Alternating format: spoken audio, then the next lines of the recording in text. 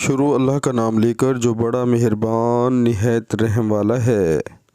نبی کریم صلی اللہ علیہ وآلہ وسلم کو ایک ریشم کی قبا تحفے میں دی گئی۔ اسے آپ صلی اللہ علیہ وآلہ وسلم نے پہنا اور نماز پڑھی، لیکن آپ صلی اللہ علیہ وآلہ وسلم جب نماز سے فارغ ہوئے تو بڑی تیزی کے ساتھ اسے اتار دیا، گویا آپ صلی اللہ علیہ وآلہ وسلم اسے پہن کر ناگواری محسوس کر رہے تھے۔